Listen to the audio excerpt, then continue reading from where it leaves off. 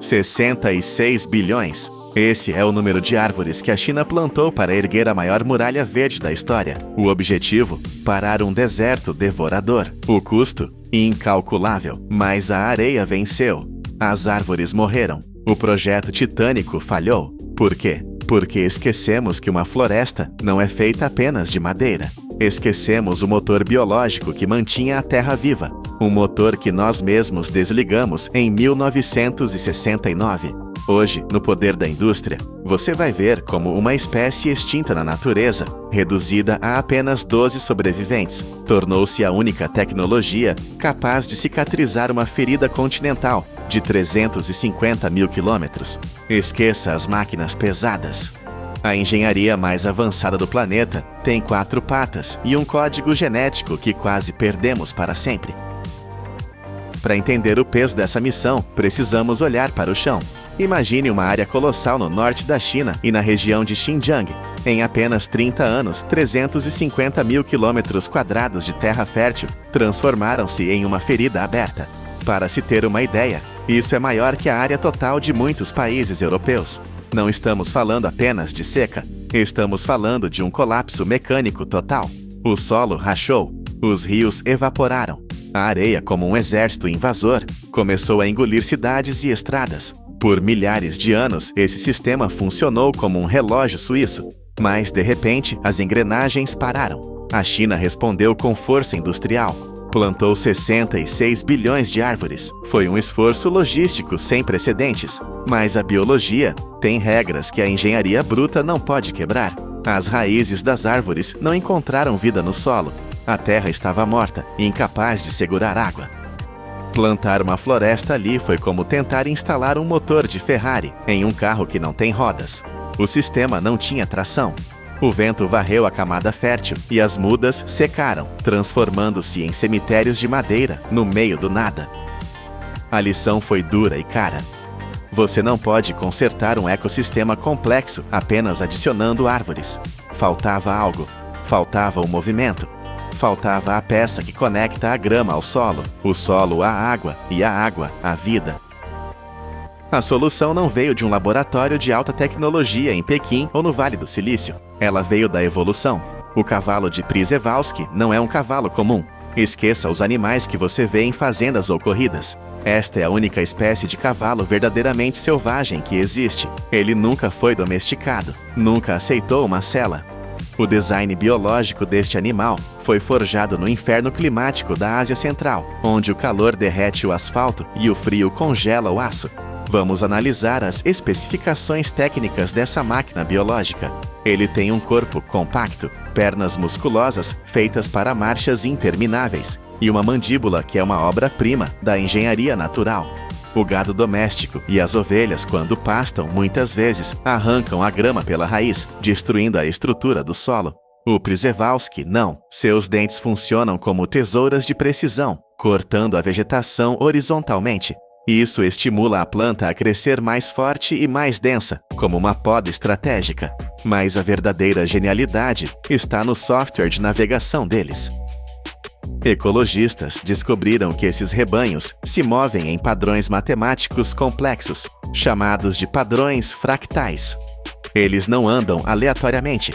Eles criam faixas de pressão no solo, que variam de alguns metros a quilômetros.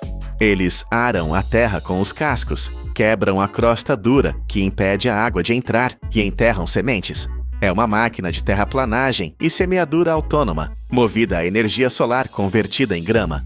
Nenhuma máquina humana consegue replicar essa eficiência em escala microscópica e macroscópica ao mesmo tempo. Essa máquina perfeita operou por milênios, mantendo as estepes vivas, até que nós a desligamos.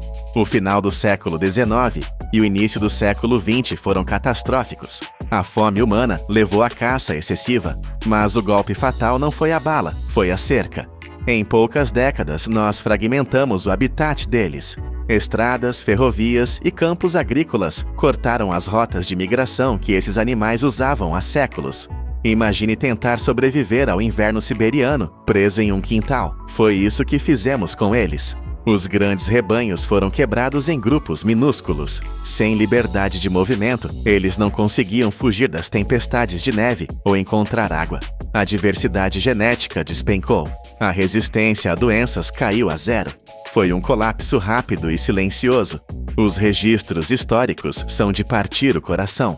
A última vez que um ser humano viu um cavalo de Przewalski livre na natureza foi em 1969. Depois disso, nada. Apenas o som do vento, uivando sobre uma terra que começava a morrer. As expedições voltaram de mãos vazias. A conclusão científica foi fria. Extinto na natureza. Naquele momento, em 1969, o coração das estepes parou de bater. E sem esse batimento, sem esse movimento constante de cascos e vida, o deserto viu sua chance e começou a avançar sem piedade. O que aconteceu a seguir parece o enredo de um filme de ficção científica pós-apocalíptico. A espécie estava oficialmente morta na natureza. O que restou? Alguns poucos animais espalhados em zoológicos pelo mundo. Mas a situação era crítica. Quando os cientistas olharam para os registros, o pânico se instalou. Restavam menos de 12 cavalos com capacidade real de reprodução. 12. A população de um planeta inteiro dependia de um número menor que um time de futebol. Foi aqui que a biologia virou matemática pura e de alto risco. O nível de parentesco entre eles era altíssimo. Se cruzassem os animais errados, defeitos genéticos destruiriam o que restava.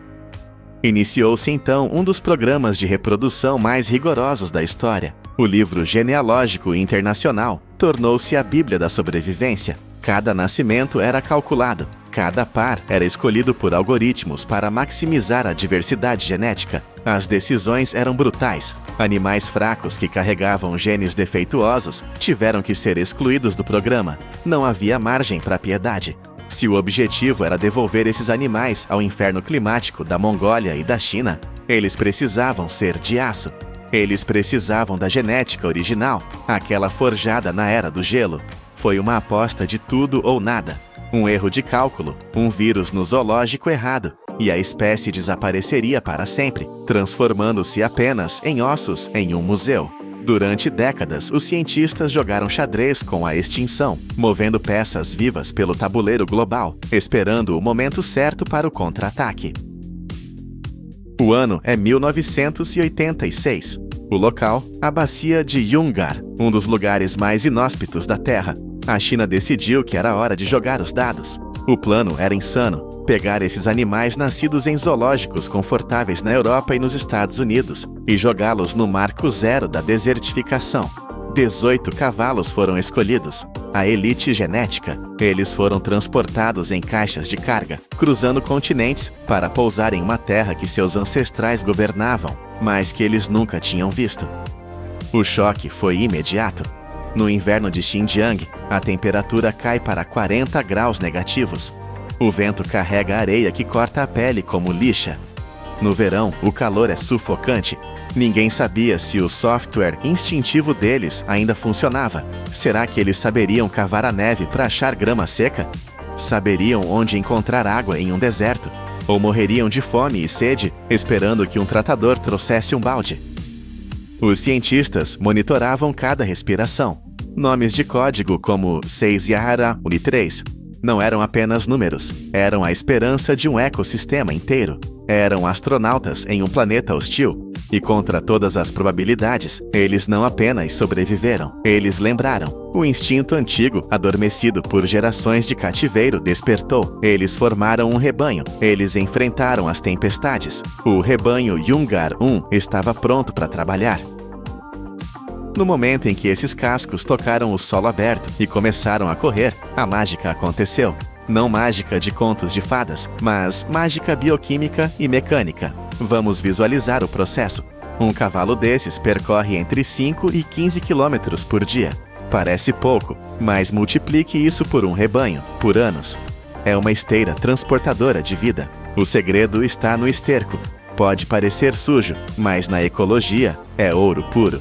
Análises mostraram que o estrume desses cavalos carrega mais de 20 tipos de sementes de plantas nativas. Eles comem em um lugar e plantam a quilômetros de distância, já com um pacote de fertilizante natural, rico em nitrogênio e fósforo.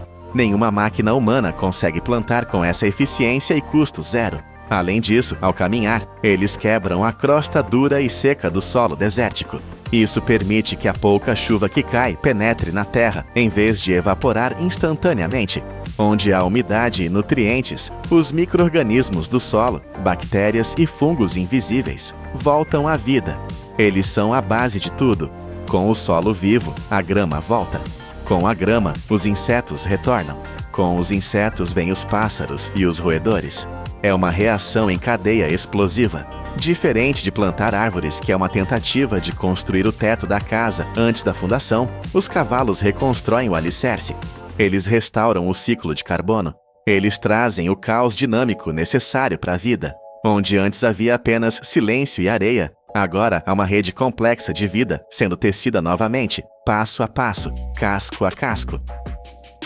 O sucesso na China foi o sinal verde que o mundo precisava. O modelo foi replicado na Mongólia, no Cazaquistão e até no lugar mais improvável da Terra, a zona de exclusão de Chernobyl. Sim, na Ucrânia, onde os humanos fugiram da radiação, os cavalos de Przewalski prosperam. De 31 animais soltos lá, a população explodiu para quase 300 sem nenhuma ajuda nossa. Isso prova a resiliência brutal dessa espécie. Os modelos de computador para o futuro são de tirar o fôlego. Se as populações continuarem crescendo ao ritmo atual de 8 a 10% ao ano, até 2040, teremos entre 3.000 e 5.000 desses engenheiros biológicos patrulhando as fronteiras do deserto. Isso é um exército de regeneração. As projeções para 2050 são ainda mais impressionantes. Cientistas estimam que a expansão das bordas do deserto pode desacelerar entre 20% e 40%. Pense nisso, 20% a 40% menos deserto. Não por causa de concreto ou represas, mas por causa de cavalos. Áreas que considerávamos terra morta, perdidas para sempre, estão ganhando uma segunda chance, onde os mapas mostravam deserto irreversível. Agora vemos manchas de verde se expandindo, visíveis até por satélite. Gastamos bilhões de dólares, construímos viveiros gigantescos, mobilizamos exércitos de pessoas para plantar 66 bilhões de árvores e falhamos onde a natureza triunfou com apenas 12 sobreviventes. A história do cavalo de Przewalski é um tapa na cara da nossa arrogância tecnológica. Ela nos ensina que não podemos simplesmente construir um ecossistema como se fosse um prédio. As raízes da vida são profundas e dependem de conexões que muitas vezes ignoramos. As árvores são importantes, sim, mas elas são a consequência, não a causa. O verdadeiro motor é o movimento, é a interação bruta entre o animal e a terra. Hoje, as estepes da Ásia Central estão respirando novamente, não por causa da nossa engenharia, mas porque tivemos a humildade de devolver a chave da ignição para quem realmente sabe dirigir essa máquina. O futuro do nosso planeta não depende apenas de painéis solares e carros elétricos. Depende de restaurar os elos quebrados, de olhar para um animal e ver não apenas uma bela criatura, mas uma peça fundamental da tecnologia planetária. E agora eu deixo a pergunta no ar. Qual outra peça que estamos deixando ser extinta hoje poderia ser a única salvação para o nosso amanhã? 213 bombas nucleares. Essa era a quantidade exata de explosivos que engenheiros nos anos 70 planejavam detonar para rasgar o deserto do Saara. Cada bomba teria uma força 100 vezes maior que a de Hiroshima. O objetivo? Criar um mar artificial no meio do Egito. Parecia loucura, e era. Mas hoje, diante de uma crise que ameaça a existência do país, o Egito volta a olhar para o deserto. Desta vez, sem radiação, mas com máquinas gigantescas e um plano de sobrevivência desesperado. Bem-vindos ao canal Poder da Indústria. Para entender por que alguém consideraria usar armas nucleares para mover areia, precisamos olhar para o lugar onde essa história começa. A depressão de Qattara não é um lugar comum, é uma falha geológica colossal, uma ferida aberta na crosta terrestre, localizada no oeste do Egito. Estamos falando de uma bacia gigantesca que afunda 426 pés, ou cerca de 130 metros, abaixo do nível do mar. É um mundo invertido. Aqui, as condições não são apenas difíceis, são brutais. No verão, o sol castiga o solo sem piedade, fazendo os termômetros dispararem para 122 graus Fahrenheit, o equivalente a 50 graus Celsius. É um forno a céu aberto, onde a chuva é um evento quase mítico. Em muitos anos, a precipitação é absolutamente zero. A escala deste vazio é difícil de processar. A área que o Egito pretende inundar cobre 5.400 milhas quadradas. Para colocar isso em perspectiva, imaginem um corpo de água quase do tamanho do Lago Ontário, um dos grandes lagos da América do Norte. É uma imensidão de nada, mas, ironicamente, o maior perigo aqui não é o calor ou a sede, é o passado. O solo desta depressão é um campo minado literal. Durante a Segunda Guerra Mundial, batalhas ferozes aconteceram nas proximidades de El Alamein, e os exércitos deixaram para trás um legado mortal. Centenas de milhares de minas terrestres e projéteis não detonados ainda dormem sob a areia, esperando por um passo em falso. Cavar um canal a céu aberto aqui seria suicídio. As tempestades de areia constantes, o solo solto que engole escavadeiras e o risco de explosões tornaram o projeto impossível por décadas. Foi esse desespero logístico que fez com que cientistas dos Estados Unidos e da Europa, em um momento de delírio da Guerra Fria, sugerissem o uso de explosivos nucleares de 1,5 megatons para ajudar na escavação. Felizmente, o medo da radiação contaminar todo o Mediterrâneo e o sul da Europa enterrou essa ideia radioativa. Mas o sonho do mar no deserto não morreu. Ele apenas precisava de uma nova abordagem, uma que não envolvesse o fim do mundo, mas sim o domínio absoluto da engenharia moderna.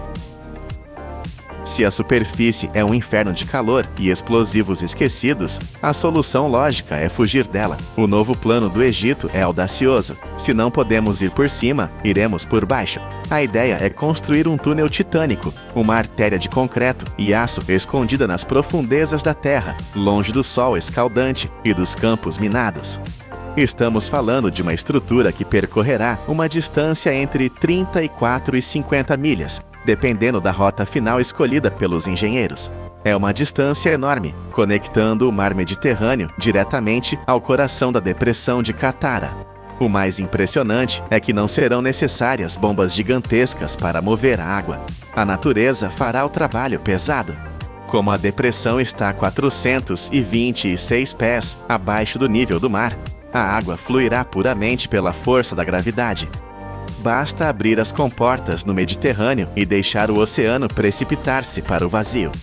Mas para criar esse caminho subterrâneo, o Egito está mobilizando uma frota de monstros mecânicos. As tuneladoras, ou tatuzões, são fábricas móveis que mastigam a rocha. Essas máquinas não são novidade para os egípcios. O país já as utilizou para escavar o metrô do Cairo e túneis rodoviários sob o canal de Suez, operando em solos muito semelhantes aos do deserto. A tecnologia avançou a um ponto onde essas bestas de metal podem avançar dezenas de pés por dia, triturando sal, giz e areia com dentes de aço, enquanto simultaneamente instalam anéis de concreto para selar as paredes do túnel. É uma operação cirúrgica em escala industrial. Lá embaixo, na escuridão fresca, a água não evapora e as tempestades de areia não importam. Apenas as entradas e saídas precisarão ser limpas de minas, tornando o projeto viável e seguro. Quando a última barreira de rocha cair, o rugido da água ecoará pelo túnel, marcando o início de uma transformação irreversível. Imaginem o momento em que a água do mar finalmente chega à borda da depressão. Ela não vai apenas escorrer, ela vai despencar. A queda vertical é de aproximadamente 426 pés. Para que vocês sintam o peso dessa imagem, pensem nas cataratas do Niágara. Agora coloquem uma Niágara em cima da outra. A queda em Qattara é ainda maior do que isso. Essa força bruta da natureza, canalizada pelo homem, será direcionada para turbinas gigantescas. O plano prevê a construção de usinas hidrelétricas que funcionarão como o coração pulsante deste novo corpo de água. A potência estimada é avassaladora. Estamos falando de gerar entre 600 e 1.200 megawatts de eletricidade. Isso se traduz em uma produção anual de 4 a 7 bilhões de quilowatts-hora. É energia suficiente para alimentar cidades inteiras, mantendo luzes acesas e fábricas operando sem queimar uma gota de petróleo. E o sistema é genial em sua simplicidade. Ele funciona como um motor perpétuo alimentado pelo sol. Quando a água chega ao deserto, o calor intenso, aquele mesmo calor de 50 graus, faz a água evaporar rapidamente. Essa evaporação baixa o nível do lago, criando espaço para que mais água do mar entre pelo túnel. É um ciclo infinito. A água entra, gera energia, evapora e puxa mais água. O deserto torna-se uma bomba natural gigante, mas os engenheiros foram além. Eles planejam transformar Qattara em uma bateria colossal. O conceito envolve a construção de um reservatório superior, localizado acima da bacia principal. Durante o dia, quando as usinas solares do deserto produzem energia em excesso, essa eletricidade será usada para bombear água de volta para cima. À noite, quando o sol se põe e o consumo nas cidades aumenta, a água é liberada do reservatório alto, girando as turbinas novamente e devolvendo a energia para a rede. É a estabilidade que uma rede elétrica moderna exige, garantida pela física simples da água e da gravidade. Por que o Egito se daria ao trabalho de construir algo tão complexo? A resposta é brutalmente simples. O país está faminto por energia. Hoje, a nação vive presa a uma dependência perigosa. 90% de toda a eletricidade gerada no Egito vem de usinas a gás. Em 2023, uns chocantes 87,9% da energia do país dependia exclusivamente de combustíveis fósseis. É um modelo insustentável. As reservas locais de gás estão diminuindo, obrigando o governo a gastar bilhões de dólares importando combustível de navios estrangeiros, queimando dinheiro que poderia ser usado em escolas ou hospitais. A demanda por eletricidade não para de crescer. Nos últimos 10 anos, o consumo no Egito disparou quase 50%. Imaginem o verão no Cairo. Milhões de aparelhos de ar-condicionado zumbindo ao mesmo tempo para combater o calor mortal. A rede elétrica não aguenta. Apagões tornaram-se uma realidade terrível, empurrando hospitais para geradores a diesel e paralisando linhas de produção. A energia instável é um freio na economia, custando empregos e impedindo o desenvolvimento. Para o Egito, o projeto Qattara não é um luxo futurista, é uma questão de segurança nacional. Eles precisam de uma fonte de energia que não dependa dos preços voláteis do gás no mercado internacional ou da boa vontade de outros países. Precisam de elétrons que fluam tão garantidamente quanto a gravidade. Mas a falta de eletricidade é apenas uma parte do pesadelo. Ao olhar para o sul, para a fronteira com a Etiópia, os líderes egípcios veem uma ameaça que atinge algo ainda mais vital do que a luz: a água. Lá no alto do Nilo Azul, na Etiópia, ergue-se um monumento de concreto que projeta uma sombra longa sobre o Egito. É a grande represa do renascimento etíope, ou GERD. Para os etíopes, é um símbolo de orgulho e progresso, uma chance de tirar milhões da pobreza. Para os egípcios, é a fera de concreto, que pode fechar a torneira da vida. O Nilo Azul fornece 85% da água que chega ao Egito. Sem esse rio, o Egito seria apenas areia e pó. Agora, a Etiópia tem a mão na válvula. Os números desta represa são assustadores. O reservatório pode conter 19,5 trilhões de galões de água. É quase o mesmo volume do imenso Lago Nasser, atrás da represa de Assuã, que o Egito levou décadas para encher. A parede de concreto tem mais de 475 pés de altura e se estende por mais de 1 milha. Quando suas 13 turbinas estiverem girando a plena carga, elas gerarão 6,45 gigawatts de potência, o equivalente a 6 usinas nucleares médias. A tensão geopolítica é palpável. O Egito depende do Nilo para 95% de sua água potável. Qualquer redução no fluxo, mesmo que pequena, é catastrófica. Se o nível do rio cair apenas 2%, milhares de acres de terras agrícolas férteis secarão e morrerão. As negociações arrastam-se por anos, com ameaças veladas e impasses diplomáticos, enquanto a Etiópia continua a encher o reservatório. O Egito sente-se encurralado. A água que por milênios foi garantida, agora é incerta. É neste cenário de risco existencial que o mar artificial no deserto deixa de ser apenas uma usina elétrica e se torna uma tábua de salvação. Aqui entra a verdadeira genialidade do plano egípcio. A energia gerada pela queda d'água em Katara não servirá apenas para acender lâmpadas. Ela terá uma missão muito mais nobre, a alquimia moderna. O plano é usar essa eletricidade maciça para alimentar usinas de dessalinização. Bombas gigantes puxarão a água salgada do novo mar e, usando membranas de alta tecnologia, separarão o sal da água pura. As estimativas são de cair o queixo. Se todo o potencial de Katara for usado para isso, o sistema poderá produzir 396 bilhões de galões de água doce por ano. E isso não substitui o Nilo, que fornece trilhões de galões, mas cria uma rede de segurança vital. O Egito já provou que pode fazer o deserto florescer. Olhem para o projeto Shark El Ouainat. Lá, poços profundos transformaram quase 500 mil acres de areia estéril em círculos verdes perfeitos de trigo e batatas, tão grandes que podem ser vistos do espaço. Ou o projeto Toshka, onde canais transportam água por 155 milhas, deserto adentro, visando cultivar 1 milhão de acres. Katara é o próximo nível dessa ambição. Imaginem uma nova costa de 124 milhas surgindo, onde hoje só existe poeira. Resorts de luxo, vilas de pescadores cultivando peixes em águas salobras e campos agrícolas irrigados com água dessalinizada. A evaporação massiva do lago mudará o microclima, aumentando a umidade e trazendo chuvas para uma terra que esqueceu o que é água. Onde antes havia o silêncio da morte, haverá o som de ondas e o verde das plantações.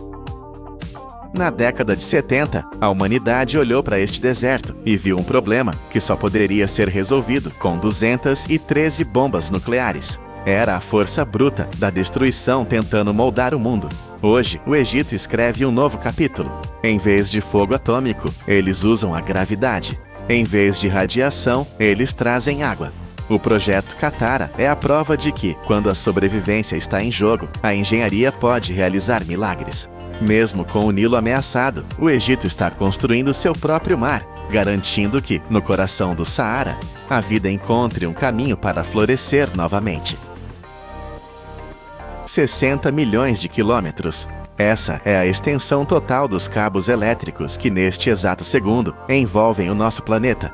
É fio suficiente para dar a volta na Terra 1.500 vezes. Mas pare e pense. Como um simples fio de metal, escondido na sua parede, suporta uma energia capaz de queimar uma cidade inteira sem derreter?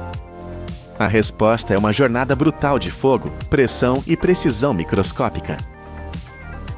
Para acender a luz da sua sala, precisamos primeiro mergulhar na escuridão profunda da Terra. A história de cada cabo elétrico não começa em um laboratório limpo e silencioso, mas sim no caos ensurdecedor de uma mina a céu aberto. É um lugar onde a engenharia humana trava uma guerra constante contra a própria geologia do planeta. Imagine estar lá. O chão treme sob seus pés. Não é um terremoto, é o pulso da indústria. Em vastas minas de cobre e bauxita, que se estendem por quilômetros como cicatrizes gigantes na crosta terrestre, máquinas titânicas operam dia e noite. Para chegar ao minério valioso, engenheiros precisam primeiro mover montanhas. Literalmente. Tudo começa com a violência calculada dos explosivos. Brocas industriais perfuram a rocha sólida, criando dezenas de poços profundos que são preenchidos com cargas detonantes. Quando o sinal é dado, a terra se abre. Milhares de toneladas de rocha são fraturadas em um instante, liberando uma nuvem de poeira que cobre o horizonte. É a força bruta necessária para liberar o cobre e o alumínio de seu sono geológico de milhões de anos. Mas a escala fica ainda mais assustadora quando as máquinas entram em cena. Escavadeiras hidráulicas, tão altas quanto prédios de 3 andares, avançam sobre os escombros. Suas pás são tão grandes que poderiam levantar um carro de passeio sem nenhum esforço. Elas alimentam uma frota de caminhões de mineração que parecem monstros mecânicos. Cada um desses veículos carrega centenas de toneladas de minério em uma única viagem. Se você ficasse ao lado de um pneu desses caminhões, ele seria 2 vezes mais alto que você. Esses gigantes de aço rugem pelas estradas da mina, transportando a terra bruta para os trituradores primários. Lá, pedras do tamanho de sofás são esmagadas como se fossem torrões de açúcar, reduzidas a pedaços menores, prontas para serem enviadas às refinarias. Até agora, tudo o que temos é pedra suja e poeira. Mas para transformar essa sujeira em um condutor de energia perfeito, ela precisa passar por um teste de fogo. A brutalidade mecânica da mina dá lugar ao inferno térmico da fundição. É aqui que a mágica acontece. O minério sujo e bruto entra em fornos industriais que operam em temperaturas que desafiam a imaginação. Estamos falando de calor suficiente para fazer o aço chorar. No caso do alumínio, o processo é uma batalha química violenta.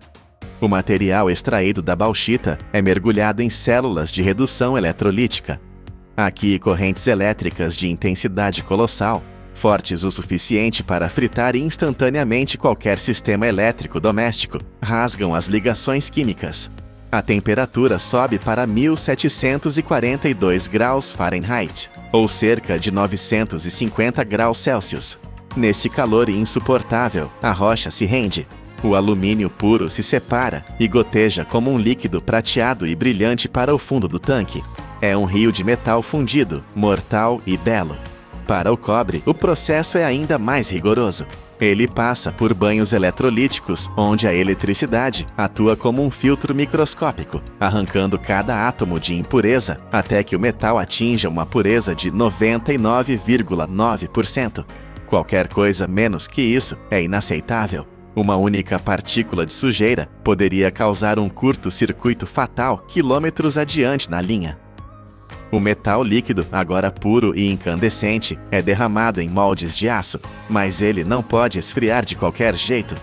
Sistemas de resfriamento forçado borrifam água contra o molde, fazendo com que a casca externa do metal endureça instantaneamente, enquanto o núcleo permanece quente e macio. O resultado são lingotes sólidos, barras massivas de metal que brilham com um vermelho alaranjado intenso. Mas um bloco de metal não transporta eletricidade para sua casa. Ele precisa ser transformado, e para isso, ele será esmagado e esticado além de seus limites. O lingote quente, ainda irradiando calor, entra na linha de laminação. Imagine um rolo de massa, mas feito de aço endurecido e aplicando uma pressão de centenas de toneladas. O metal grita enquanto é forçado a passar por rolos que giram em alta velocidade. O bloco grosso e curto é impiedosamente esmagado e esticado, transformando-se em uma longa haste ou vergalhão, com cerca de 8 milímetros de espessura, mas 8 milímetros ainda é muito grosso. Para criar os fios finos que compõem um cabo moderno, entramos na fase de trefilação. É aqui que a engenharia se torna microscópica. As hastes de metal são puxadas através de uma série de orifícios cada vez menores, chamados de fieiras, muitas vezes feitos de diamante industrial. A velocidade é alucinante. O metal corre pela linha a dezenas de quilômetros por hora. Ele é forçado a se tornar mais fino, mais longo e perfeitamente redondo. De uma haste grossa, ele se torna um fio mais fino que um fio de cabelo humano. É um processo de violência controlada. Lasers de alta precisão vigiam cada milímetro desse fio em tempo real. Se o diâmetro variar apenas 1 milésimo de polegada, o laser detecta e o sistema ajusta instantaneamente. O resultado é um fio brilhante, liso como um espelho. Mas há um problema oculto. Depois de ser puxado, esticado e forçado através de diamantes, o metal está estressado. Sua estrutura interna está rígida e quebradiça. Se tentássemos dobrá-lo agora, ele se partiria como vidro. Ele precisa de terapia. Para curar o metal, ele é enviado para câmaras de recozimento. Pense nisso como uma sauna de alta tecnologia para metais exaustos. Dentro desses fornos selados, o oxigênio é removido para evitar que o fio enferruje ou manche. A temperatura sobe suavemente para cerca de 600 graus Fahrenheit. Não é quente o suficiente para derreter o fio, mas é o calor exato para fazer os átomos dentro do metal relaxarem. A estrutura cristalina do cobre e do alumínio, que foi distorcida e esticada durante a trefilação, se realinha. A rigidez desaparece. a tensão interna evapora. Quando o fio sai do outro lado, ele parece o mesmo, mas mudou fundamentalmente. Antes quebradiço, agora ele é macio e flexível. Você pode dobrá-lo, torcê-lo e enrolá-lo sem medo de quebrar. É uma transformação invisível, mas vital. Sem esse suspiro térmico, nenhum cabo no mundo funcionaria. Agora que temos fios flexíveis e perfeitos, é hora de transformá-los em algo mais forte do que a soma de suas partes. Chegamos a um dos momentos mais hipnóticos de toda a indústria, a trançagem. Um único fio fino é frágil, mas se unirmos dezenas deles, criamos uma corda metálica de força incrível. Imagine uma máquina gigantesca do tamanho de um vagão de trem, carregada com centenas de bobinas de fio brilhante. Quando ela liga, é como assistir a um balé mecânico em alta velocidade. O corpo da máquina, chamado de gaiola, começa a girar. As bobinas dançam em círculos perfeitos, criando um vórtice prateado no ar. Os fios individuais são puxados para um ponto central, o nariz da máquina. Lá, eles são torcidos uns sobre os outros, com uma precisão geométrica absoluta. Engenheiros calculam o ângulo exato dessa torção. Se for muito apertada, o cabo fica rígido demais e gasta metal precioso. Se for muito solta, o cabo se desfaz quando você tenta instalá-lo. Tudo acontece em um borrão de movimento. O ruído é um zumbido constante e rítmico. Sensores monitoram a tensão de cada fio individual. Se um único fio, mais fino que um cabelo, se partir no meio desse furacão, a máquina para instantaneamente. A perfeição é a única opção aceitável. O que sai do outro lado não é mais um conjunto de fios soltos. É um condutor unificado, flexível como uma corda, forte como uma barra de aço e capaz de conduzir a corrente elétrica que alimenta sua vida. Mas, neste estágio, esse condutor é perigoso. Se você o tocasse enquanto estivesse ligado, seria o seu fim. Ele precisa de uma armadura. Agora, a metalurgia dá lugar à química. O condutor de metal nu entra na linha de extrusão para receber sua pele protetora, o isolamento. Em grandes silos prateados, toneladas de pequenos grânulos de plástico, PVC ou polietileno especial, aguardam. Eles parecem pequenas contas brancas ou transparentes. Esses grânulos são sugados para dentro de uma máquina que funciona como uma pistola de cola quente gigante e super poderosa. O plástico é aquecido até virar uma pasta viscosa e homogênea. O fio de metal passa pelo centro de uma cabeça de aço e o plástico derretido é injetado ao redor dele. É como encapar uma salsicha, mas com uma precisão de micrômetros. A camada de plástico deve ser perfeitamente concêntrica. Se for mais fina de um lado do que do outro, a eletricidade pode escapar por ali, causando incêndios ou falhas catastróficas. Assim que o plástico quente toca o metal, o cabo mergulha em uma longa piscina de água fria. O choque térmico é imediato. O plástico endurece instantaneamente, travando sua forma perfeita para sempre. Mas para cabos maiores, aqueles que correm sob as ruas das cidades, uma camada não é suficiente. Eles recebem camadas adicionais de proteção, bainhas grossas e resistentes a produtos químicos, óleo e até mordidas de roedores. Alguns cabos submarinos recebem armaduras de aço para sobreviverem à pressão esmagadora do fundo do oceano. O resultado final é um produto que parece indestrutível, mas será que é mesmo? A fábrica não vai apenas confiar na sorte, ela vai tentar destruí-lo. Antes que um único metro de cabo possa sair da fábrica, ele deve sobreviver à câmara de tortura do controle de qualidade. As apostas aqui são altíssimas. Uma falha neste cabo não significa apenas uma luz apagada. Pode significar um hospital sem energia ou um incêndio em um arranha-céu. Primeiro vem o teste elétrico. Uma voltagem muito superior à que o cabo enfrentará na vida real é disparada através dele. Os engenheiros procuram qualquer fuga, qualquer fraqueza no isolamento. É como tentar estourar um balão com ar. Se o cabo tiver um ponto fraco, ele vai explodir aqui, na segurança do laboratório. Depois vem os testes físicos. Máquinas esticam o cabo até o limite de ruptura para garantir que o metal e o plástico não se separem. Pedaços de cabo são colocados em câmaras de fogo para ver se o isolamento resiste às chamas ou se derrete. Outros são congelados para garantir que não rachem no inverno rigoroso. Lasers escaneiam a superfície em busca de imperfeições invisíveis ao olho humano. Raios X olham através do plástico para garantir que o metal no centro esteja centralizado.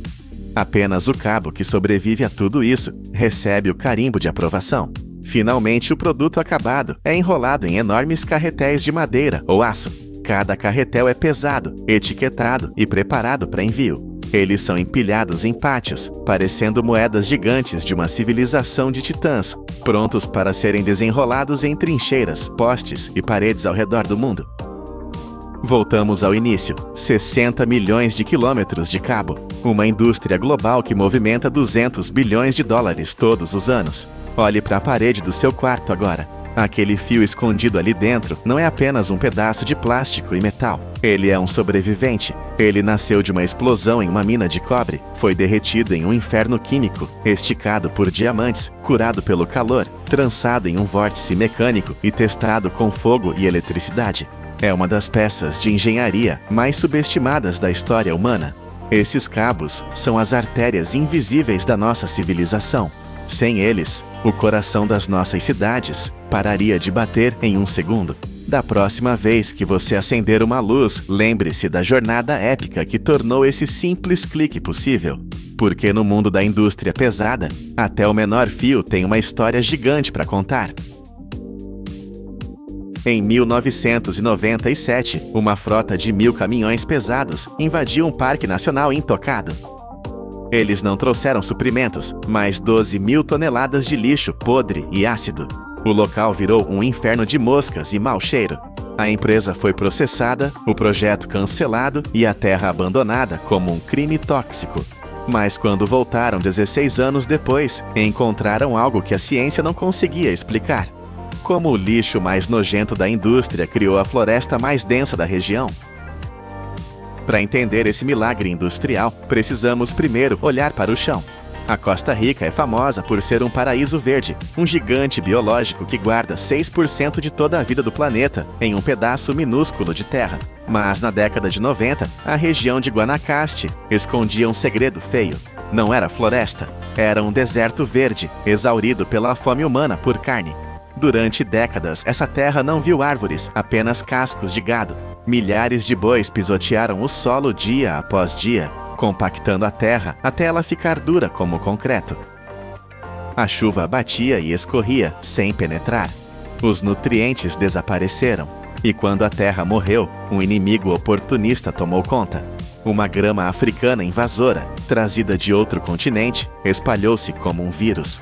Ela crescia alta, bloqueava o sol, e na estação seca, transformava-se em combustível puro para incêndios devastadores. 40.000 hectares de terra foram declarados clinicamente mortos. Engenheiros florestais tentaram de tudo. Plantaram árvores que morreram de sede.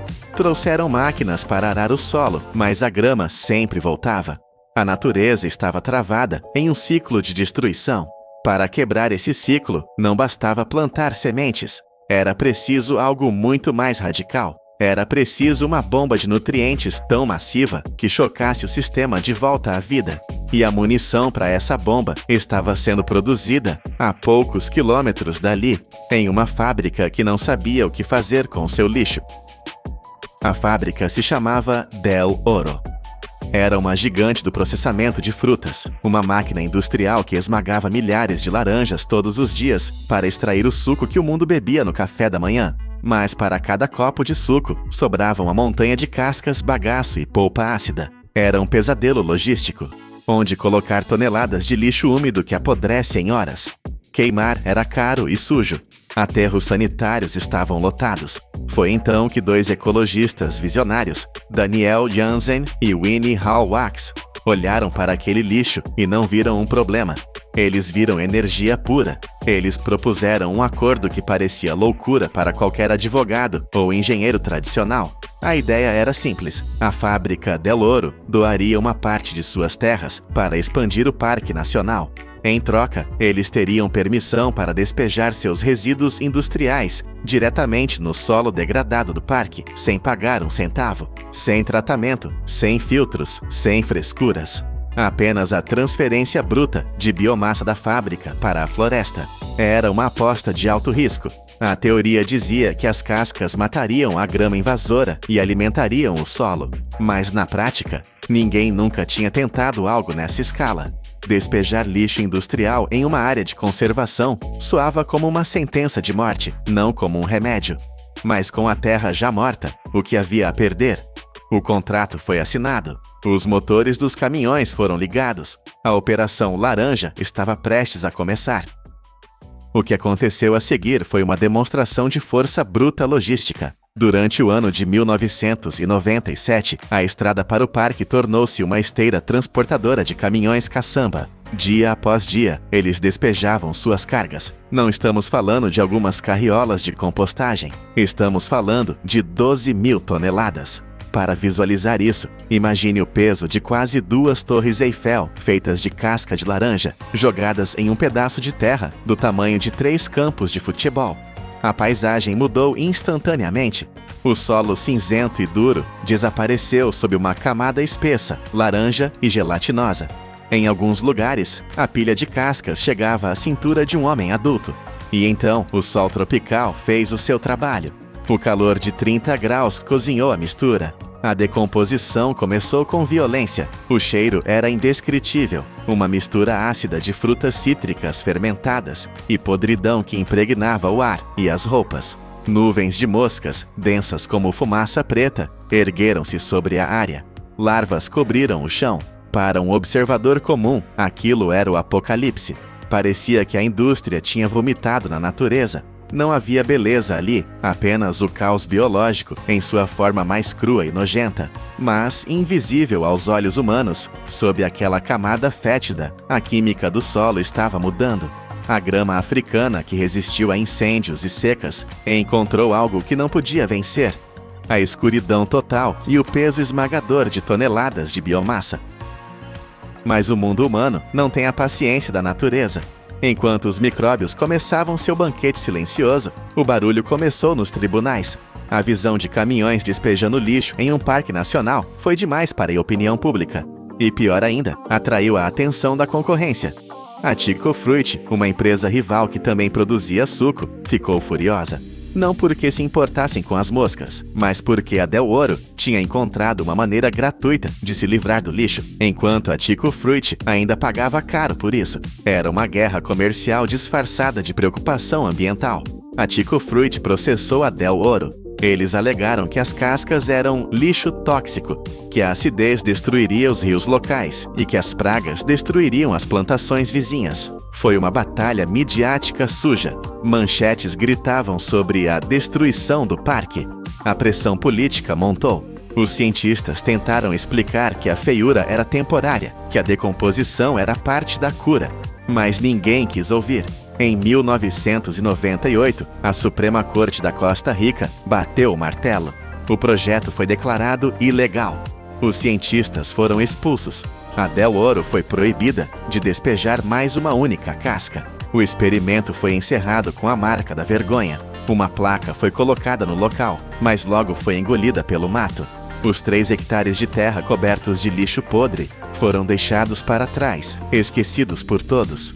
Ninguém voltou para medir. Ninguém voltou para ver. Por 16 anos, aquele pedaço de terra desapareceu do mapa. O tempo passou. A chuva lavou as estradas, os governos mudaram e a tecnologia avançou. Em 2013, um estudante de doutorado chamado Timothy Trower estava nos Estados Unidos, revirando arquivos antigos, quando encontrou uma menção a esse experimento fracassado. Ele ficou obcecado com uma pergunta: o que aconteceu com aquelas 12.000 toneladas? Elas ainda estavam lá? O solo tinha virado um deserto ácido, como previram os críticos. Ele decidiu voar para Costa Rica para descobrir, mas a expedição virou um filme de mistério. Trower tinha as coordenadas de GPS e mapas antigos, mas nada fazia sentido. Onde o mapa dizia que deveria haver um pasto aberto e seco, ele encontrava uma parede impenetrável de vegetação. Eles andaram sob o sol escaldante, cortando cipós com facões, suando, achando que o equipamento estava quebrado. Devemos estar no lugar errado, pensaram. Eles procuravam um deserto, mas estavam cercados por uma selva gigante. Até que, no meio do mato, o pé de alguém bateu em algo duro. Era a placa. A velha placa amarela que marcava o local do despejo, agora enferrujada e quase engolida pelas raízes de uma árvore gigante. O choque foi total. Eles não estavam perdidos. Eles estavam parados exatamente em cima do lixão. Mas o lixo tinha desaparecido. O pasto tinha desaparecido. Em seu lugar, erguia-se uma catedral verde. A equipe de Trauer começou a medir, e os dados que coletaram deixaram a comunidade científica de queixo caído. Não era apenas algumas árvores a mais. Era uma revolução total. Eles compararam a área das laranjas com a área vizinha, que não recebeu lixo. A diferença era brutal. A biomassa aérea, ou seja, a quantidade de madeira e folhas vivas, era 176% maior no local do despejo. Era quase o triplo da vida. A grama africana assassina desapareceu completamente. Nem um único pé sobrou. O solo, antes duro e cinza, agora era preto, rico e úmido, carregado de nutrientes que você só encontra em florestas virgens antigas. A copa das árvores era tão densa que bloqueava quase toda a luz do sol, mantendo o chão fresco e úmido mesmo no verão. E o mais incrível, a diversidade de espécies explodiu. Não era uma monocultura, era uma complexa teia de vida, com figueiras gigantes, cipós e árvores de madeira de lei. E tudo isso aconteceu de graça, sem irrigação, sem pesticidas, sem tratores. Por 16 anos, nenhum humano tocou naquele chão. A natureza pegou o nosso lixo, quebrou cada molécula e construiu um novo mundo. Mas como? Como cascas ácidas criaram vida? A resposta está na escala. Quando você joga uma casca de banana no chão, nada acontece. Mas quando você joga 12 mil toneladas de açúcar, água e fibra, você cria um reator biológico. As cascas sufocaram a grama invasora instantaneamente, tirando a luz dela. Ao mesmo tempo, essa montanha de comida disparou uma explosão populacional de micróbios, fungos e insetos. Foi um banquete microscópico. Esses pequenos trabalhadores quebraram a matéria orgânica em velocidade recorde, liberando calor e nutrientes diretamente na terra. O solo tornou-se uma esponja de recursos. As sementes de árvores locais, trazidas pelo vento ou por pássaros, caíram nesse berço perfeito e cresceram com uma velocidade que seria impossível em condições normais. Mas atenção, isso não é mágica, é engenharia biológica. E como toda engenharia, tem riscos. Funcionou aqui porque o solo não era tóxico, apenas pobre. E o clima tropical acelerou a decomposição. Se tentássemos isso no Alasca, ou com lixo plástico misturado, teríamos criado um desastre. A chave foi usar o resíduo certo, no lugar certo, na quantidade massiva certa. Hoje, se você voar sobre Guanacaste, não conseguirá ver onde o lixo foi jogado. A cicatriz desapareceu, curada por uma floresta vibrante. Aquelas 12 mil toneladas que causaram processos judiciais e escândalos, agora são o sangue que corre nas veias dessas árvores gigantes. O crime tornou-se a cura. Essa história nos força a encarar uma verdade desconfortável. Talvez sejamos nós que estamos errados sobre o que é lixo. Na natureza, o lixo não existe. Tudo é combustível. Tudo é um tijolo para a próxima construção.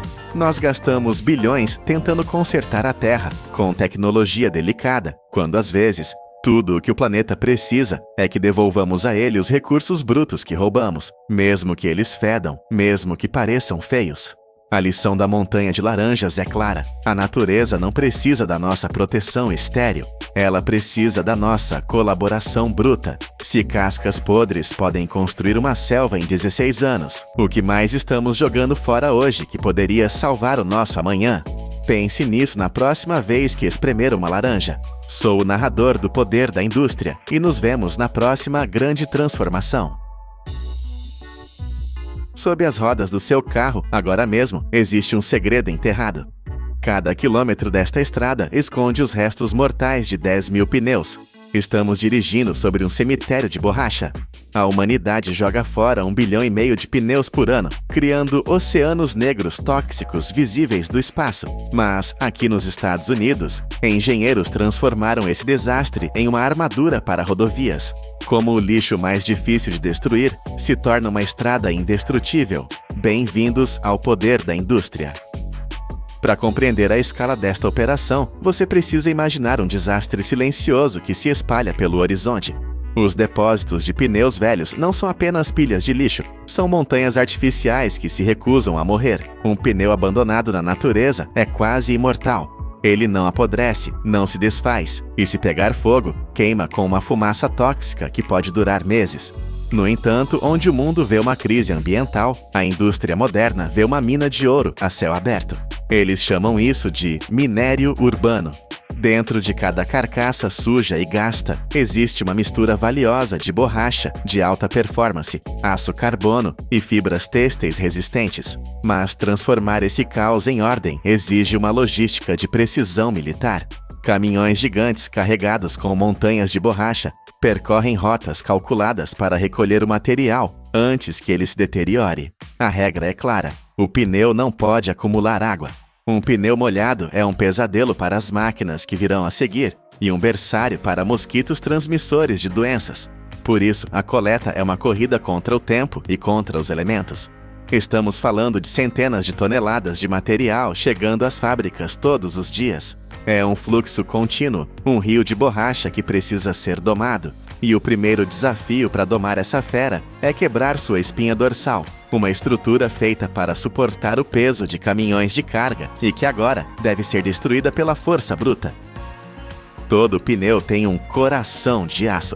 É o anel de talão, um feixe de cabos metálicos grossos e trançados que mantém o pneu preso à roda, mesmo quando um caminhão viaja a 120 km por hora.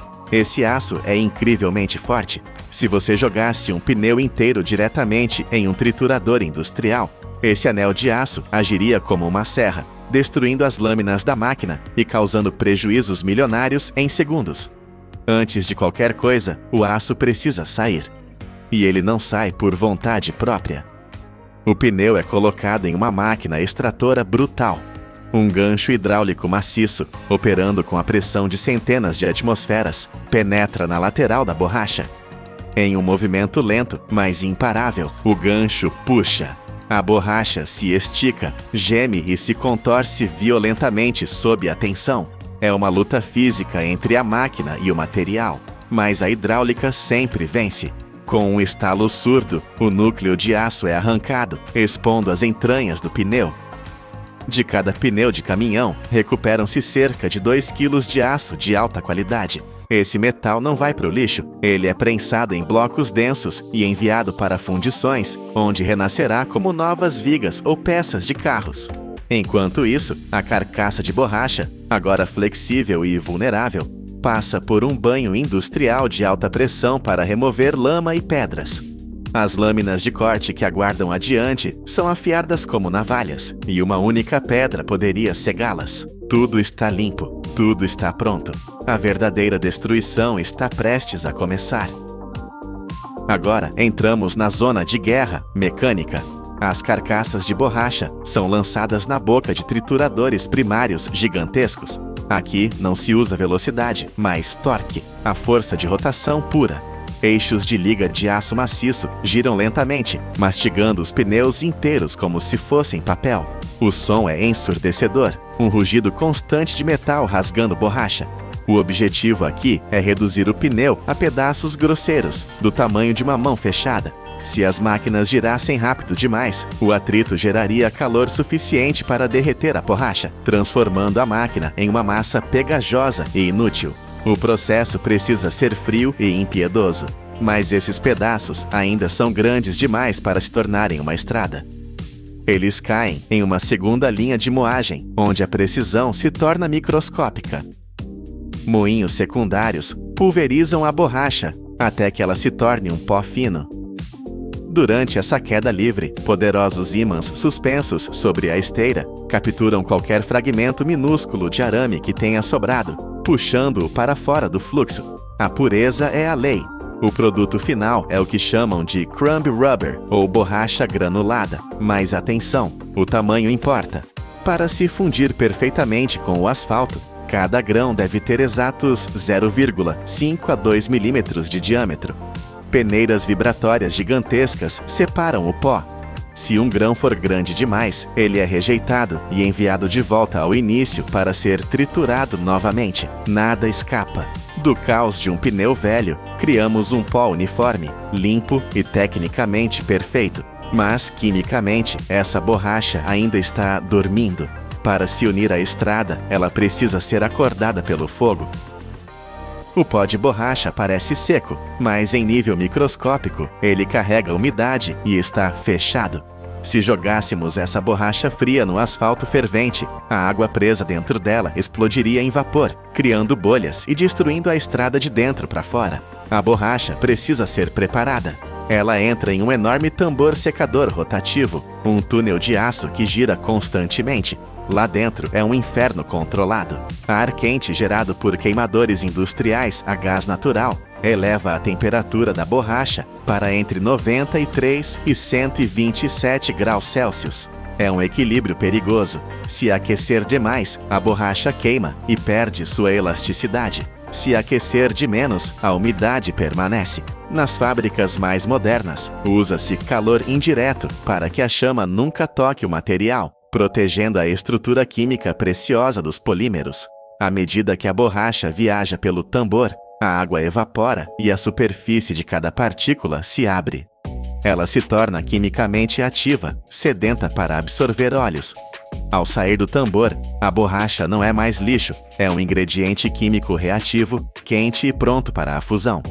Ela está prestes a mergulhar no tanque de mistura, onde deixará de ser um sólido para se tornar parte de um líquido. Chegamos ao coração da fábrica, onde a engenharia química assume o comando. Em tanques gigantescos, o betume, o líquido negro e espesso que cola as pedras do asfalto, está fervendo a temperaturas entre 160 e 190 graus Celsius. É mais quente que óleo de fritura. A borracha granulada seca é injetada nessa massa fervente. A proporção é sagrada, geralmente cerca de 20% de borracha para 80% de betume. O que acontece a seguir não é apenas uma mistura, é uma reação violenta. Pás de aço resistentes ao calor agitam o tanque, criando um vórtice negro e fumegante. A borracha não derrete simplesmente, ela incha. Como uma esponja seca jogada na água, as partículas de borracha absorvem os óleos leves do betume e duplicam de tamanho. A mistura se torna espessa, viscosa e incrivelmente elástica. Esse processo, chamado de digestão, dura entre 30 e 60 minutos. O resultado é um superligante, uma cola negra que não trinca no inverno congelante e não derrete no verão escaldante. Sensores monitoram a viscosidade a cada segundo. Se ficar grosso demais, não passa nas máquinas. Se ficar líquido demais, não segura a estrada. Quando a luz verde acende, essa lava negra, agora fortificada com a alma de milhares de pneus, está pronta. Ela é bombeada para caminhões térmicos e enviada para a linha de frente. A mistura final sai da fábrica a 149 graus Celsius. A partir de agora, é uma corrida contra o frio. O caminhão basculante corre para a obra com sua caçamba aquecida, pois se o asfalto esfriar dentro dele, ele se transformará em um bloco de rocha de 20 toneladas, impossível de remover. Na estrada, a tecnologia atinge seu ápice. As pavimentadoras modernas, máquinas colossais como as da marca Vögele, aguardam. O caminhão acopla na frente da máquina e despeja a carga fumegante. A pavimentadora não apenas espalha o material, ela o imprime na estrada. Um sistema de parafusos sem fim distribui a massa negra uniformemente. Mas o segredo está na traseira, na chamada mesa compactadora. Esta unidade vibra com uma força tremenda, socando o asfalto contra o solo. Ela atinge até 92% da compactação necessária antes mesmo de um rolo compressor passar por cima. Isso é revolucionário. Antigamente precisávamos de exércitos de rolos compressores. Hoje, a máquina faz quase tudo sozinha, garantindo uma superfície lisa como vidro. Além disso, a máquina pulveriza uma cola especial e aplica o asfalto ao mesmo tempo, fundindo a nova camada com a velha, como se fossem uma peça única. O resultado? Uma estrada que absorve o som. O asfalto de borracha reduz o ruído do tráfego em até 6 decibéis. Pode parecer pouco, mas para o ouvido humano é uma diferença brutal. É o som do silêncio industrial. A estrada está fisicamente pronta, uma fita negra perfeita, estendendo-se até o horizonte. Mas uma estrada negra à noite é uma armadilha mortal. Ela precisa de luz e proteção. Entra em cena a equipe de acabamento. Robôs de pintura guiados por laser aplicam as faixas brancas e amarelas. Mas isso não é tinta comum, é termoplástico derretido a 200 graus Celsius. Ele queima e se funde com o asfalto, tornando-se parte dele. E aqui está o toque de gênio. Imediatamente após a pintura, injetores automáticos disparam milhões de microesferas de vidro sobre as linhas frescas. Essas esferas atuam como lentes minúsculas. À noite, quando os faróis do seu carro batem nelas, a luz é refletida de volta para os seus olhos, fazendo a estrada brilhar na escuridão. Nas laterais, guindastes levantam barreiras de concreto pré-moldado, peças de várias toneladas feitas em fábricas para garantir precisão milimétrica. Elas são encaixadas como peças de um quebra-cabeça gigante, projetadas para desviar caminhões desgovernados e salvar vidas. Finalmente, uma equipe de engenheiros percorre a pista com scanners a laser, verificando a suavidade da superfície. Cada milímetro é medido. Apenas quando a matemática confirma a perfeição, os cones são retirados. O ciclo se fecha. O que começou como uma pilha de 1 bilhão de pneus apodrecendo em um lixão tóxico, agora repousa silenciosamente sob o tráfego veloz. Nós não apenas escondemos o lixo, nós o elevamos. Transformamos a borracha rejeitada, que um dia foi um problema ambiental global, em uma infraestrutura que durará mais do que o asfalto virgem jamais poderia. Cada quilômetro desta estrada não é apenas um caminho de um ponto a outro. É um cofre de engenharia, onde toneladas de resíduos encontraram um propósito nobre. Da próxima vez que você sentir o silêncio suave dos seus pneus deslizando sobre uma rodovia nova, lembre-se, você está dirigindo sobre um oceano negro que foi domado, triturado e renascido pelo fogo e pela inteligência humana. Isso é mais do que reciclagem. Isso é o verdadeiro poder da indústria.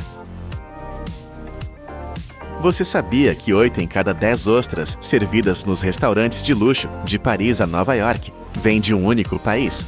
Mas por trás dessa iguaria existe um segredo tóxico. Montanhas brancas de lixo que se recusam a morrer. Na China, essas cordilheiras de cascas apodrecem, liberando gases que envenenam o ar. O paradoxo: esse lixo mortal é a única cura para um solo que está morrendo, ácido como suco de limão. Como transformamos uma catástrofe ambiental em ouro branco capaz de salvar a agricultura global? Para compreender a verdadeira escala deste problema, precisamos olhar para os números que sustentam o nosso apetite global. A China possui uma linha costeira de 11.200 quilômetros, uma fronteira marítima que foi transformada na maior fábrica de proteína do oceano. Em apenas um ano, esta nação produz a impressionante marca de 11,9 milhões de toneladas de ostras. É uma quantidade de comida difícil de imaginar, superando a produção combinada de gigantes como Estados Unidos, Japão e França. No entanto, a biologia da ostra é implacável e gera um desperdício colossal. Apenas 10% do animal é carne comestível. Os outros 90% são uma armadura de carbonato de cálcio, dura como pedra, que leva séculos para se decompor naturalmente. Isso cria um problema logístico de proporções bíblicas. A cada ano, 6,6 milhões de libras de conchas são descartadas. Elas não desaparecem, elas se acumulam. Ao longo das praias das províncias de Fujian e Guangdong, surgiram novas formações geológicas, montanhas artificiais de conchas brancas, com metros de altura. Sob o calor úmido do verão, essas pilhas tornam-se reatores químicos de decomposição. A carne residual apodrece nas fendas, proliferando bactérias e liberando nuvens invisíveis de amônia e sulfeto de hidrogênio. O ar torna-se tóxico, irritando os pulmões dos moradores e matando os peixes nos lagos próximos. É uma crise de poluição que parece não ter fim. Mas, ironicamente, a apenas alguns quilômetros dali, terra adentro, enfrentamos o oposto do excesso, a exaustão total. O solo fértil de Fujian está morrendo. Se você caminhasse por um pomar de frutas em 2021, veria uma cena de desolação. A terra está rachada, seca e sem vida. O pH do solo despencou para níveis entre 3,8 e 4,2. Para se ter uma ideia, isso é quase tão ácido quanto o suco de um limão puro. A terra tornou-se tão hostil que as raízes das árvores queimam e não conseguem se segurar. Quando chove, a água não penetra. Ela escorre por uma superfície que se tornou dura e impermeável, parecida com cimento molhado. As autoridades locais admitiram uma verdade aterrorizante. Se nada fosse feito, vastas áreas de cultivo seriam completamente abandonadas em menos de 15 anos. De um lado, montanhas de cálcio envenenando o ar. Do outro, terras ácidas implorando por cálcio. A solução parecia óbvia, mas exigiria uma engenharia colossal para conectar esses dois desastres. A resposta não veio de uma nova invenção futurista, mas da industrialização de uma ideia antiga. Os engenheiros perceberam que aquelas montanhas de lixo fedorento eram, na verdade, minas de calcário biológico puro, mas para transformar resíduos tóxicos em remédio para a terra, foi preciso construir uma máquina gigante.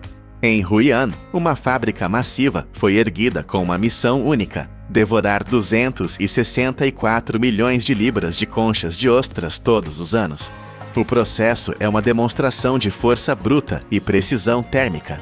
Caminhões despejam as conchas brutas em trituradores industriais, que quebram a estrutura calcária inicial.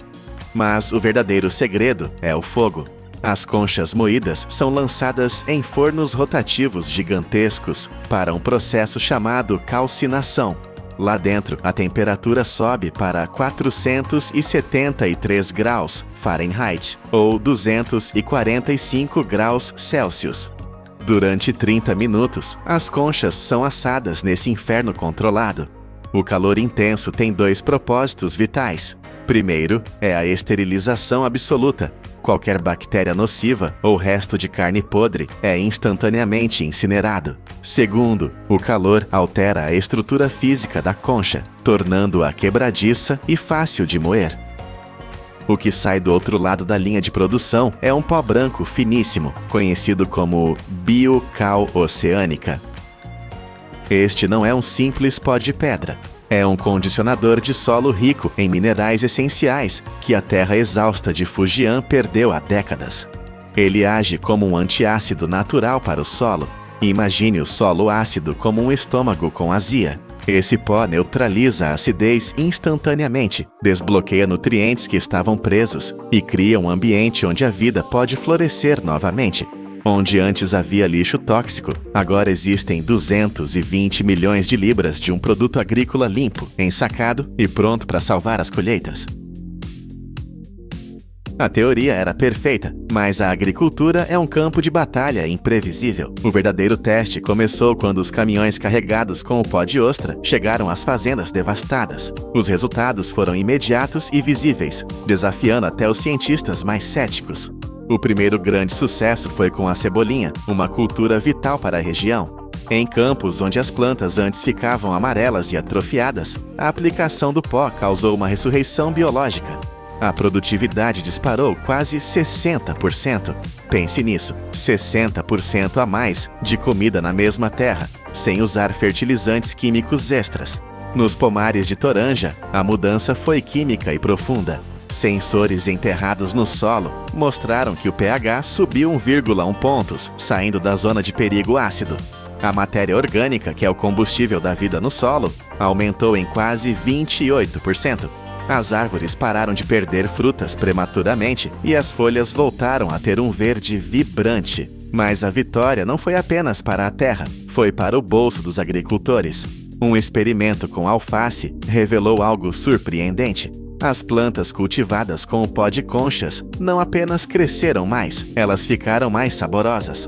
A alface tornou-se mais crocante, mais doce e muito mais rica em vitamina C do que aquelas cultivadas com químicos tradicionais. O mercado percebeu a diferença e o preço de atacado dessas alfaces subiu entre 12% e 18%. Para 300 mil famílias rurais, isso não foi apenas uma melhoria técnica, foi uma revolução econômica. O ciclo parecia ter sido fechado com perfeição. O lixo do mar salvava a terra e a terra recompensava o homem.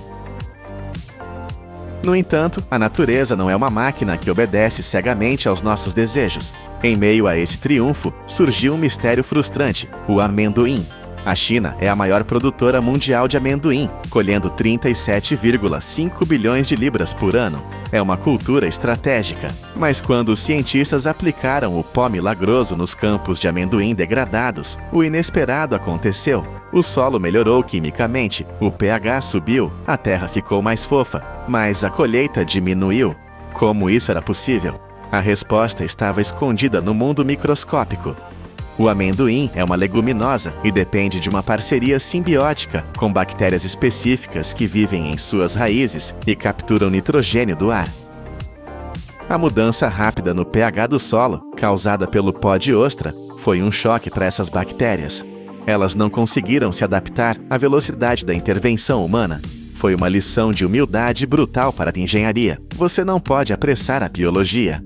O ecossistema precisa de tempo para se recalibrar. O pó de ostra era poderoso, sim, mas não era uma varinha mágica instantânea para todas as espécies. Enquanto os cientistas aprendiam a ter paciência na Terra, outra equipe voltava seus olhos para onde tudo começou, o oceano. A crise não estava apenas nas montanhas de cascas em terra, mas também debaixo d'água. Ao longo dos últimos 150 anos, 85% dos recifes naturais de ostras da região haviam desaparecido completamente. O fundo do mar, que antes era uma floresta viva, tornou-se um deserto de lama. A solução para restaurar esse mundo perdido não exigiu alta tecnologia, mas sim sabedoria antiga.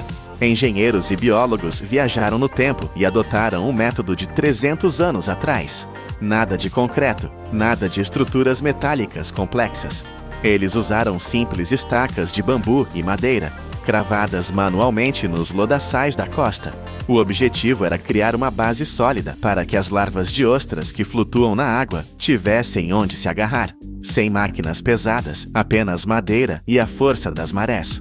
O resultado foi uma explosão de vida que deixou os especialistas atônitos.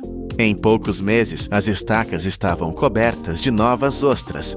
A biomassa na área aumentou 10 vezes. Mas o verdadeiro poder desses recifes não é apenas servir de casa para os moluscos, é a limpeza. Uma única ostra adulta é uma máquina biológica de filtragem capaz de processar 8 galões de água por hora. Multiplique isso por milhões em um recife e você tem uma estação de tratamento de água mais eficiente que qualquer fábrica humana. A água turva ficou cristalina. A luz do sol voltou a tocar o fundo do mar. E com a água limpa, criaturas antigas retornaram. Os caranguejos ferradura, fósseis vivos de 400 milhões de anos, voltaram a colocar seus ovos nessas águas seguras. O ciclo estava completo. O que tiramos do mar foi devolvido, restaurando o equilíbrio. A jornada da humilde casca de ostra não parou na fazenda ou no Recife. Ela invadiu o mundo da alta tecnologia, provando ser um dos materiais mais versáteis do século XXI.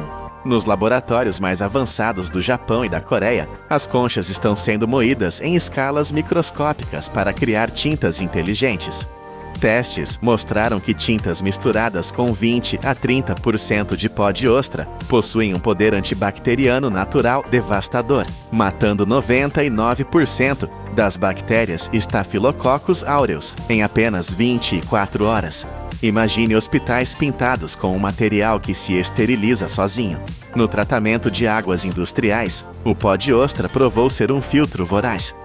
Ele consegue absorver 95% do chumbo e 87% do arsênico presentes em águas contaminadas. E faz isso custando 60% menos que o carvão ativado tradicional. A inovação chegou até o plástico, o grande vilão moderno. Novos bioplásticos reforçados com o cálcio das ostras são 12% mais fortes e se degradam muito mais rápido na natureza.